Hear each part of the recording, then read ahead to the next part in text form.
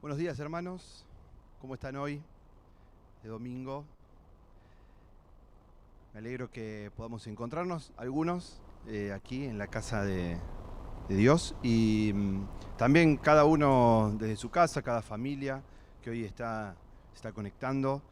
Eh, es bueno saber que, aunque no nos vemos, o yo no los veo, solo les veo la cara, pero es bueno saber que estamos en comunión, cada uno desde su lugar. Sabemos que Dios está con nosotros en cada uno de nuestras casas, con cada uno de nosotros, estemos en familia o estemos solos. Y creemos que Él nos va a hablar en esta mañana a través de su palabra. Así que empezamos con una oración para pedir la guía y la luz de Dios en esta mañana. Padre que estás en los cielos, te damos gracias por este día de vida, te damos gracias porque hoy podemos reunirnos, podemos preparar todo esto para vos. Y te queremos pedir en esta mañana que por estas palabras que vamos a leer, por tu revelación, te pedimos que vos estés guiando este estudio, que nos estés hablando a cada uno en nuestras mentes, en nuestros corazones, que traigas claridad a nuestras vidas. Te pedimos que te quedes con nosotros. En el nombre de Jesús. Amén. Bueno, y seguimos este domingo con un tema que ya hemos comenzado hace varios domingos atrás. Estamos en un libro de la Biblia que se llama Primera de Juan, ¿sí? Pero si tienen sus Biblias a mano y quieren ir buscando, Primera de Juan es una carta, ¿sí? Dentro de la Biblia hay distintos tipos de textos, estos libros que componen la Biblia, y esta es una carta. ¿Mm? Para los que no están familiarizados o no han seguido los estudios anteriores, Juan escribe una carta a una iglesia, escribe una carta a creyentes, a cristianos, de una época en particular, pero que no es algo ajeno a lo que ha ocurrido a lo largo de toda la historia y que también nos puede ocurrir a nosotros. Este grupo de cristianos que eran los primeros cristianos, las primeras iglesias que había, estaban siendo confundidos. Claro, ellos no tenían esta Biblia como tenemos nosotros, esta revelación completa, este Nuevo Testamento, a dónde consultar para sacarse dudas. Entonces, estos maestros que surgían desde dentro y fuera de las iglesias y que hacían una especie de filosofía, deformaban el Evangelio, deformaban las enseñanzas de Jesús y confundían a todo el mundo. Eh, Algunas de esas enseñanzas que en los estudios anteriores se estuvieron viendo tenían que ver con que, bueno, el cuerpo, todo lo que era material era algo impuro, ¿sí? Y aquello que era espiritual era totalmente puro. Entonces esto daba lugar a un montón de distintas interpretaciones y líneas dentro de la filosofía, em, con cosas extrañas como que bueno, lo que hacía el cuerpo no afectaba al espíritu, o incluso negando que la persona de Jesús, que era espíritu y hombre al mismo tiempo. Pero lo más importante era que para para poder entender estas filosofías, para poder entender estas cosas y alcanzar un grado de conocimiento mayor, había que iniciarse, había que entender secretos. Y esto es muy importante para entender por qué Juan va a decir las cosas que va a decir ahora en este capítulo. ¿Sí? Había algo más, era como que no podía ser tan sencillo el Evangelio, entonces había algunos secretos, algunas cosas que había que entender que no eran para cualquiera, había que introducirse en estos caminos extraños. Entonces Juan, si tienen ahí, en el capítulo 3, va a escribirle a este grupo y va a poner en claro algunas cosas para llevar seguridad y certeza a aquellos creyentes. ¿Sí? En el capítulo 3, los primeros versículos, voy a leer los primeros 3 versículos, y dice Juan en esta carta: mirad, qué clase de amor. En mi versión está con signos de admiración, ¿sí? Es una exclamación. Miren qué clase de amor. Así empieza el capítulo 3. El Padre nos ha concedido que seamos llamados hijos de Dios. Y lo somos, agrega Juan. Por esto no nos conoce el mundo, porque tampoco lo conoció a Él, lo rechazó. Amados, ahora somos hijos de Dios. Y aún no se ha manifestado lo que hemos de ser, pero sabemos que cuando Él sea manifestado, seremos semejantes a Él, porque lo veremos tal como es.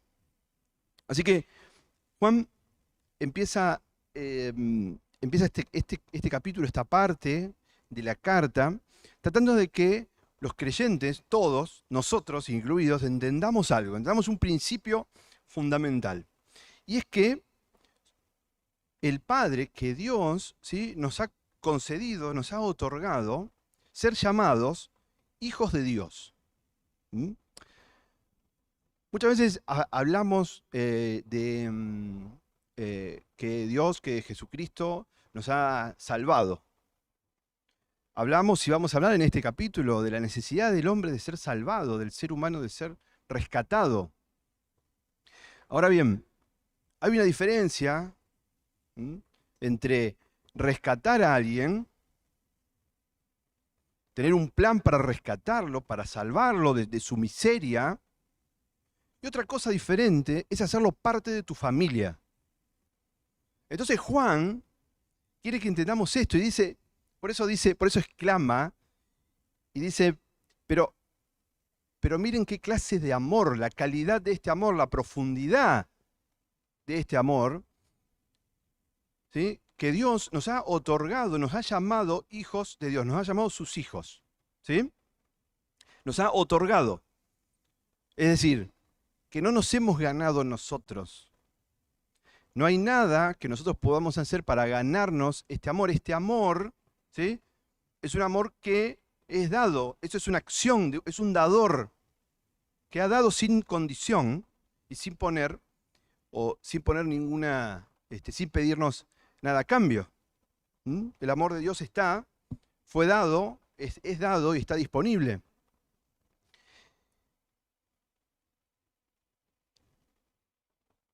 Dice en otras partes también de la Biblia, yo voy a avanzar un poquito rápido por una cuestión de tiempo, pero por ejemplo en 2 Corintios 6:18, y seré para vosotros por padre, y vosotros me seréis hijos e hijas, dice el Señor Todopoderoso. En Hebreos 2:11, no se avergüenza de llamarlos hermanos, hablando de Jesús. El Espíritu mismo da testimonio a nuestro espíritu de que somos hijos de Dios. Dice también Pablo en Romanos 8:16. Juan seguramente está tomando las palabras de Jesús, mas a todos los que le recibieron, a los que creen en su nombre, les dio potestad, es decir, el derecho de ser hechos hijos de Dios, ¿sí? Juan, y algo emocionante de las palabras de Juan, es cuando uno piensa, al menos yo lo pienso así, que Juan estuvo con Jesús, presencialmente, ¿no? Presencial es una palabra que ahora usamos mucho, ¿no? ¿Presencial o no presencial? Juan estuvo presencial, ¿sí?, con Jesús, lo acompañó a todos lados. Pero bueno, el mundo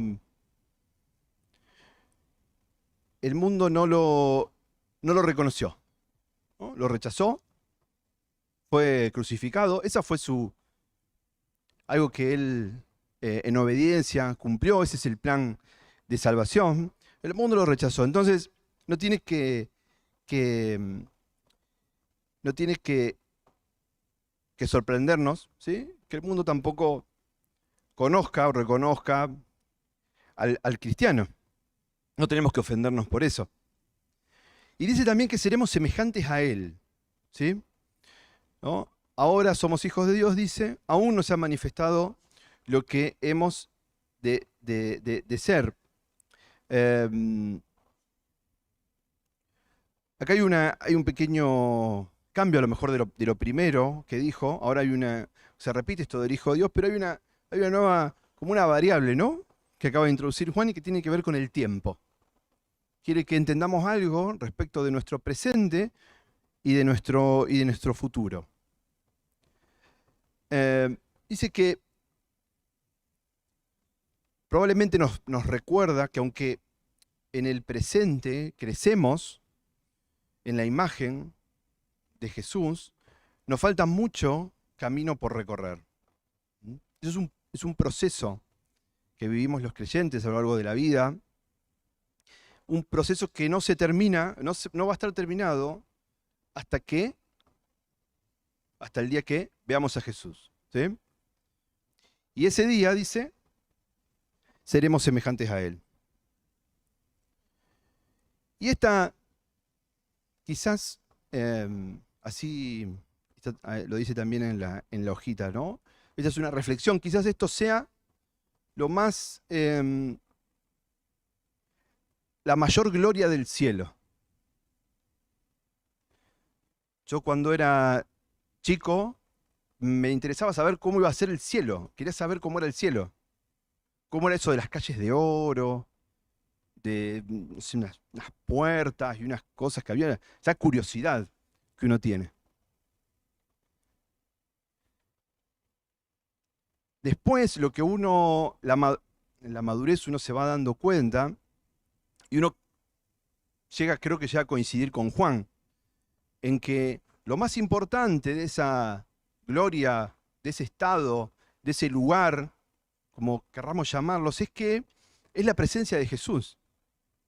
Nuestro acceso, sin restricciones, a la presencia de Él, a estar con Él.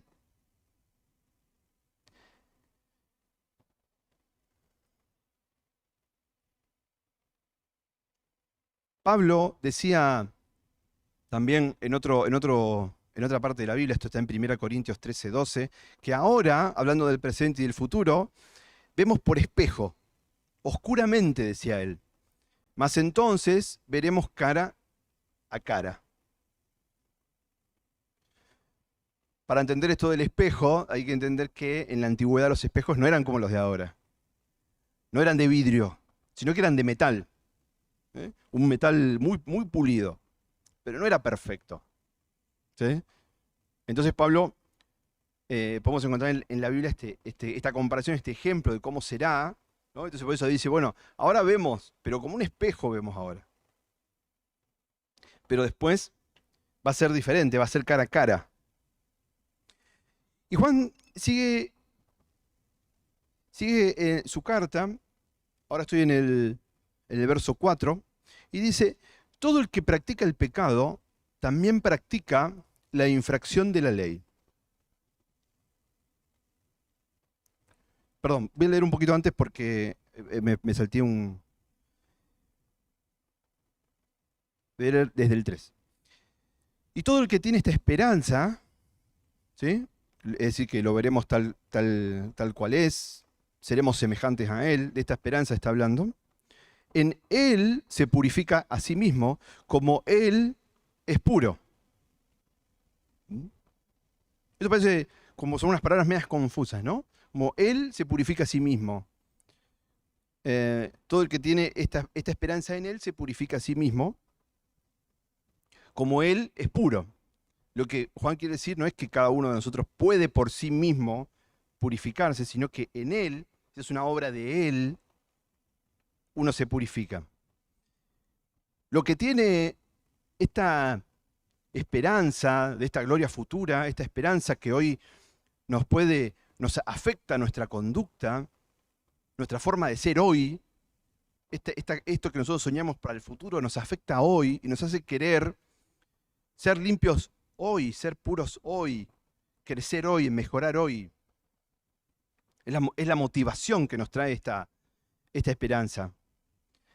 Y dice que en el 4, todo el que practica el pecado, ¿sí? Podemos decir, en cambio, todo el que practica el pecado, también practica la infracción de la ley, porque el pecado es infracción de la ley. Y sabéis que Él fue manifestado para que cargara los pecados, aunque en Él no hay pecado. Todo el que permanece en Él no peca. Todo el que continúa pecando no lo ha visto ni lo ha conocido. Y esta parte, atención con esta parte, esta es una parte clave de este capítulo. Y puede resultar un poco confusa estas palabras, incluso en las diferentes versiones podemos encontrar palabras distintas, y algunas nos pueden ayudar a entender un poquito mejor. Porque esta cuestión de el que practica el pecado, practica la infracción de la ley, ¿qué infracción? ¿De qué ley? Pero además, esto también puede ser extraño, puede ser confuso, que todo el que permanece en él no peca. ¿No? Porque parece como que está diciendo que el creyente no peca. Entonces, hay que ver si podemos revisar bien esto y entenderlo perfecto, ¿sí? Lo primero que hay que entender es que esto de la práctica de la que habla, ¿no? Todo el que peca, el tiempo verbal o la mejor forma de entenderlo es aquel que vive pecando, ¿sí? Aquel que peca como estilo de vida, ¿sí? Aquel que continúa, aquel que está pecando, ¿sí? Esa es una mejor forma de entenderlo. Y dice que practica, todo el que practica el pecado, dice, o sea, todo el que vive pecando, podríamos decirlo así, también practica la infracción de la ley. ¿Qué es la infracción de la ley? Otra forma de entender esto es decir que vive de espaldas a Dios, que ha decidido vivir de espaldas a Dios. ¿Por qué? Esta palabra, esta traducción, algunos a ustedes quizás también tengan notas, esta infracción, esto es una rotura con la ley, y no con una ley específica, con una ley, sino es una rotura con el hacedor de la ley, ¿sí? Esto es vivir sin ley. Esa puede ser otra forma de decirlo. Eso es lo que Juan quiere decir, ¿sí? Aquel que ha decidido vivir así, vive de espaldas a aquel que hizo la ley, a Dios. ¿Y de qué ley estamos hablando? Eso lo vamos a entender mejor a medida que avance el capítulo. Pero, porque el pecado, dice, es infracción de la ley. El pecado, Juan está haciendo una definición del pecado. El pecado, en su raíz más básica, es rebeldía, ¿sí? Entonces es ignorar la ley de Dios. Es lo contrario a permanecer en Cristo, que es la experiencia del creyente.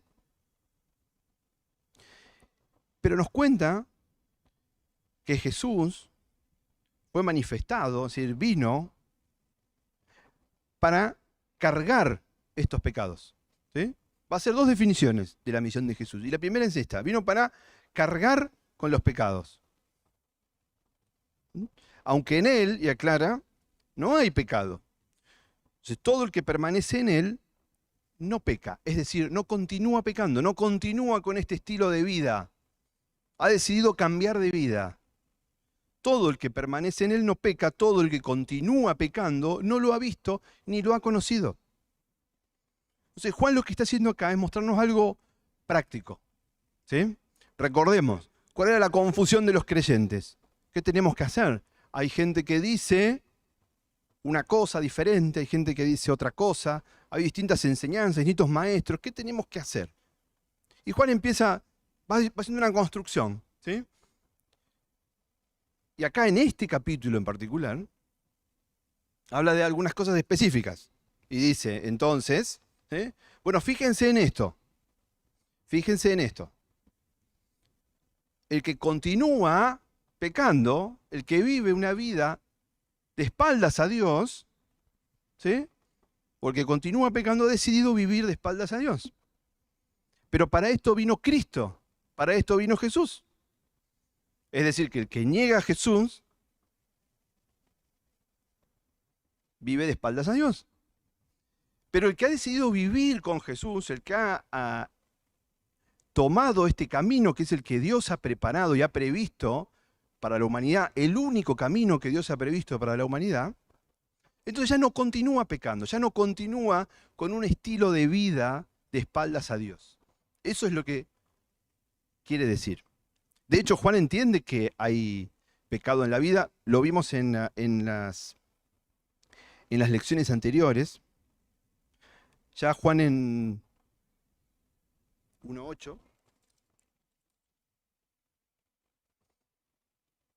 Si dijéramos que no tenemos pecado, dos capítulos atrás, nos engañamos a nosotros mismos y la verdad no está en nosotros. Juan entiende que no es que Juan no está poniendo una vara que no podemos alcanzar, está hablando de la decisión de nuestro corazón. Juan sabe que somos pecadores y que vamos a pecar porque es parte de nuestra naturaleza. Pero acá hay una decisión, un nuevo nacimiento, y hay algo que se nota, una evidencia del nuevo nacimiento, y que una de las evidencias es nuestra relación con el pecado. Cuando nosotros hacemos la forma en que reaccionamos al pecado, es una evidencia de ese nuevo nacimiento. Porque tenemos en Jesús el camino para el perdón y limpieza de nuestros pecados. Pero tenemos la necesidad de ser limpiados de esos pecados. Si nosotros nos acostumbramos cuando hacemos trato con el pecado, a veces en este camino de crecimiento o de confusión, a veces uno puede escuchar a alguien decir, bueno, yo tengo este pecado. Ya está. Tengo ese pecado, bueno, ¿qué va a hacer? Dios me conoce. ¿Sí? Esto es justamente contra lo que Juan nos está advirtiendo. No hay un estilo de vida de convivencia.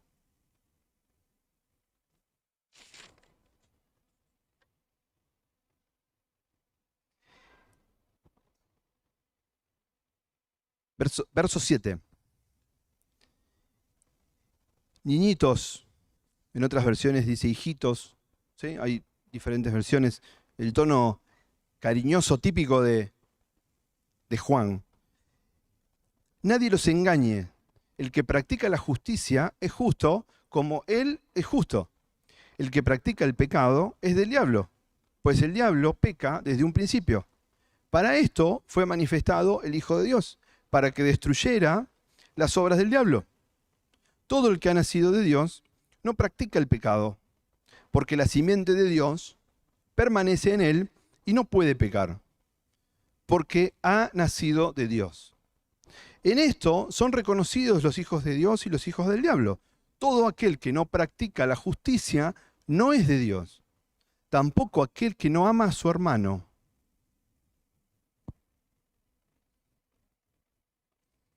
Y acá se introduce, o volvemos en todo caso, al tema del amor, como había empezado el capítulo.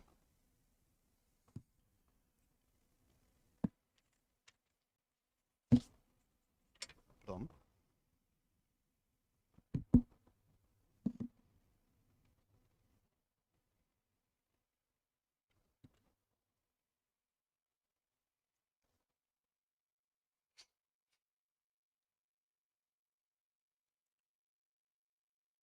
Juan le habla entonces a los creyentes, nos habla a los creyentes y nos dice,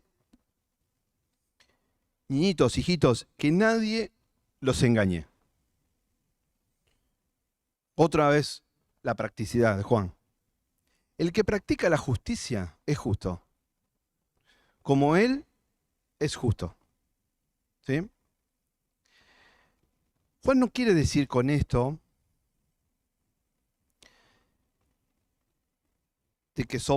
de que nosotros mismos nos hacemos justos delante de Dios por nuestros propios actos de justicia. ¿Sí? La Biblia no se contradice. La Biblia claramente enseña que somos hechos justos por la fe en Jesucristo. Esto tiene que ver otra vez con esas falsas enseñanzas, ¿no?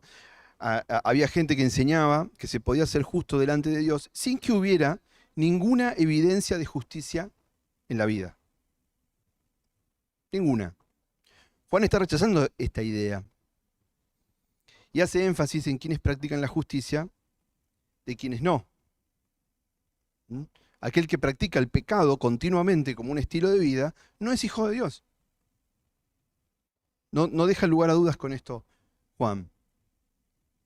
En cambio, hay otro que es el que hace justicia. ¿Sí? Ese es el. Dice Juan, el que practica la justicia es justo. O podemos decir, ¿quién es justo? El que practica la justicia. ¿Qué es esto de la justicia? ¿Qué es la justicia? ¿Es andar como un juez? No es la justicia humana, no se refiere a la justicia, a la palabra justicia, quizás como nosotros hoy la conocemos. Somos hechos justos, ¿sí?, delante de Dios por nuestra fe en Jesucristo. Eso, por ejemplo, así lo explica en Romanos 3:22. Y esto se nota en nuestras vidas. Esta justicia o ser justo no es ni más ni menos que ser rectos, ¿sí?, que un estilo de vida de rectitud. Somos rectos delante de Dios, que llevamos una vida de integridad, de honradez. Pero esto gracias a que han cambiado nuestros deseos, nuestras prioridades. Al cambiar nuestros deseos y nuestras prioridades en la vida, si nosotros queremos agradar, si sale de nuestro corazón el agradar a Dios, entonces por lógica cambia nuestra conducta y nuestra vida entera. Por más que nos esforcemos por hacer este tipo de cosas, si Cristo no hace su obra en nosotros, es muy difícil que podamos hacerlo. No podemos hacerlo, nadie puede hacerlo. Entonces Juan pone en evidencia esto. Solo aquellos en el que están en Cristo y Cristo está en ellos, pueden vivir un estilo de vida, pueden mostrar un estilo de vida de práctica de justicia, de rectitud, de honradez y de amor para con el otro, como va a hablar ahora. Dice en la última parte que leímos, porque el que no practica la justicia no es de Dios, tampoco aquel que no ama a su hermano. Y esta es la gran evidencia de la que Juan habla en este capítulo. Y sigue diciendo ahora en el 11, porque este es el mensaje que oísteis desde un principio, que nos amemos unos a otros. No como Caín, que era del maligno y asesinó a su hermano. ¿Y por qué razón lo asesinó? Porque sus obras eran malas y las de su hermano justas. Pero no os extrañéis, hermanos, si el mundo nos odia.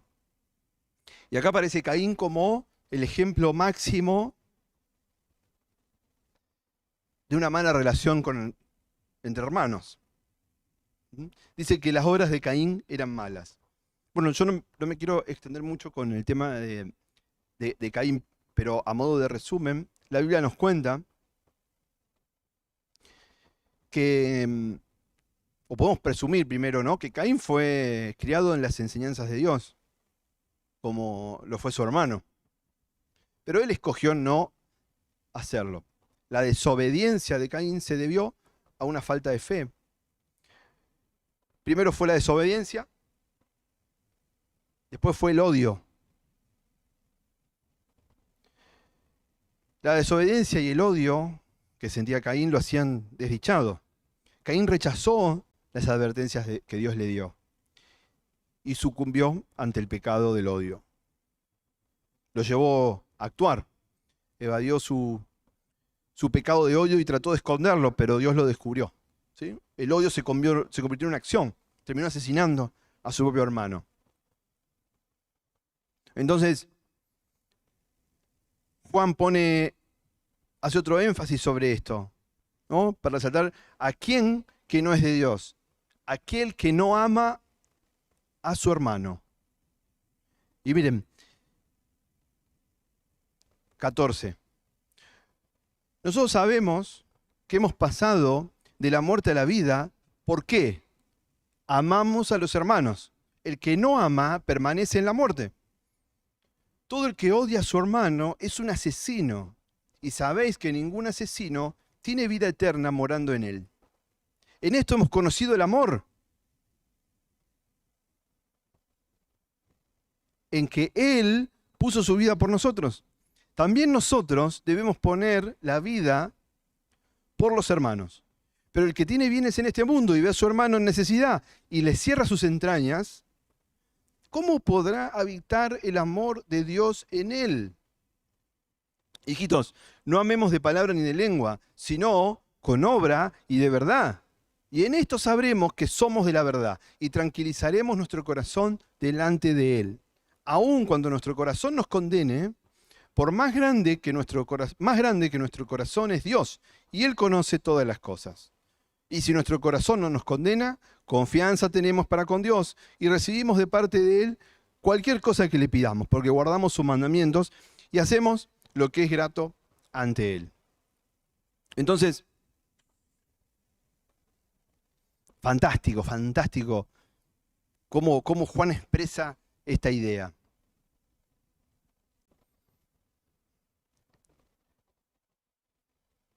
Todo el que odia a su hermano es un asesino. ¿Mm? Juan, decíamos antes, ¿no? Que Juan había estado de primera mano. ¿Mm? Había estado con Jesús. Se me vuelan las marcas de la Biblia, así que no pasa nada. En Mateo 5, ¿sí? 21-22. Jesús enseñó algo que fue impactante en su época, en su momento, ¿sí? Un tiempo antes que esto que Juan está contando. Jesús, ante las enseñanzas de los religiosos de las épocas enseñó: ustedes se fijan en si alguien es un asesino. ¿Cómo saben que alguien es un asesino? Porque mató a alguien. Pero yo les digo que el que odia en su corazón ya está matando a su hermano. El reino de Jesús, el reino de Dios, no era quizás lo que los hombres en esa época esperaban. Es un reino espiritual. Y Jesús puso la mirada, nos enseñó a mirar, nos enseñó cuál es la mirada de Dios, que mira el corazón del hombre. Y antes, como en el caso de Caín, antes de la acción, está el sentimiento del corazón. Y en ese corazón que tiene odio, dice Juan, ahí no puede vivir la vida eterna. Es imposible. Y en esto, entonces, tenemos una gran evidencia.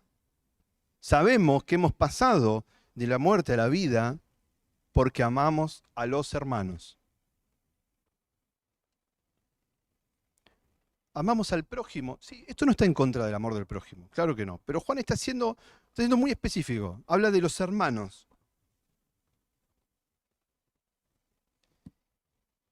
Y esto es un punto importante. Esto no está en contra de las acciones evangelísticas de una iglesia. Esto no cambia eso. ¿Sí?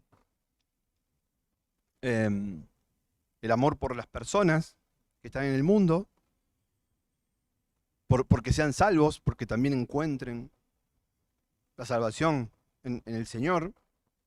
Pero Juan va a algo mucho más práctico, ¿no? Y dice que la evidencia del creyente es el amor por sus hermanos. Y esto tiene lógica, porque ¿cómo podemos amar a personas del mundo si no podemos amar a nuestros propios hermanos? ¿Qué testimonio damos si no podemos amar a nuestros propios hermanos? ¿Qué es lo que vamos a llevar si en nuestro corazón hay odio o hay ruptura entre los propios hermanos. Y dice que incluso el que tiene bienes y ve a su hermano en necesidad y le cierra sus entrañas, ¿cómo podría habitar el amor de Dios en él? Y es más, de este amor que habla, dijo que en esto hemos conocido el amor. Y un pequeño detalle, en esto hemos conocido el amor, no en esto hemos conocido su amor. Podría haberlo dicho también, podría haber cerrado bien el versículo. No, acá Juan no está diciendo eso, ¿no? Acá está diciendo, en esto hemos conocido el amor. En el sacrificio de Jesús, que dio su vida por nosotros, hemos conocido el amor, hemos conocido lo que el amor es. En la Biblia hay varias palabras para amor en sus originales. Todas se traducen como amor porque nosotros tenemos una sola palabra. La palabra utilizada, quizás ya han escuchado esto, que utiliza Juan es ágape. Ágape es el amor más, es la palabra para amor más profunda, es el amor desinteresado que da a alguien. Y ya vamos terminando. Juan explica que aunque nuestro corazón nos condene, esto puede ser por alguna cuestión, tengamos una conciencia demasiado activa, pero aunque nuestro corazón nos condene, Dios sabe todas las cosas. La palabra de Dios es clara y si nuestro corazón, por una cuestión de conciencia, en algún momento nos sentimos culpables, la palabra es superior a ese sentimiento. En la palabra tenemos seguridad. En las palabras de Juan tenemos seguridad respecto de nuestra salvación, de nuestra relación, de si somos parte de la familia de Dios o no. Incluso recibiremos de parte de Él cualquier cosa que le pidamos, dice Juan. Cualquier cosa. Hubiéramos empezado por ahí. Cualquier cosa tiene que ver con la comunión. ¿Sí? Cuando estamos en comunión con Él, no pedimos cualquier cosa. Porque no pedimos egoístamente. Pedimos para agradar a Él. Pedimos en función de esa vida que queremos llevar junto a Él. Entonces ahí la cosa funciona distinta. Y finalmente, ahora sí, y terminamos, 23 y 24 dice, y este es su mandamiento. ¿Recuerdan que estuvimos hablando de la ley de Dios? Y de los que viven de espaldas a la ley. ¿Qué es la ley de Dios? Este es su mandamiento. Que creamos en el nombre de su Hijo Jesucristo y nos amemos unos a otros como nos ha dado mandamiento. Parecen dos, pero no son dos. Gramaticalmente pueden ser dos, pero es uno solo. Creamos en el nombre de su Hijo. No solamente creer en lo que Jesús hizo, sino es esto que estamos hablando, ¿sí? Confiar en Él. Y nos amemos los unos a los otros. Es indivisible. No podemos tener una relación con Jesucristo y no tener relación con nuestros hermanos. Tener una relación de amor con Jesucristo y no tener una relación de amor con nuestros hermanos. Y aquel que guarda sus mandamientos permanece en Él y Él en aquel. Y en esto sabemos que permanece en nosotros, por el Espíritu que nos dio. Dice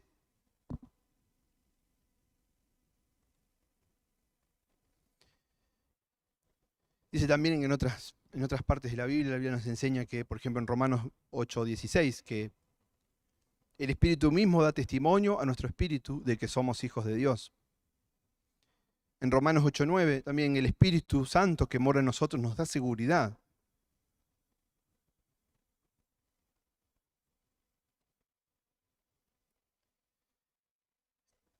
Este final de este capítulo nos dice que cualquiera que pertenezca a Jesús tiene el Espíritu de Él. El Espíritu Santo que mora en nosotros nos da seguridad. No podés permanecer en Jesús y no saberlo. Aunque puede ser atacado por la duda en ocasiones. Ser cristiano es más que decir soy cristiano. ¿Sí? Nosotros en nuestro país y en muchos países occidentales, a veces la gente es cristiana porque no es otra cosa. Es cristiana porque nació cristiana, digamos. O sea, si creemos que la Biblia enseña es verdad, si mostramos el amor de Jesús a otros y si nuestra conducta ha sido cambiada y se parece más a la de Jesús, entonces nuestra declaración de que somos cristianos es verdadera. Bueno, con eso terminamos entonces el capítulo 3. Gracias y ya cortamos para que nos pasamos un poco, así que seguimos. Gracias, hermanos.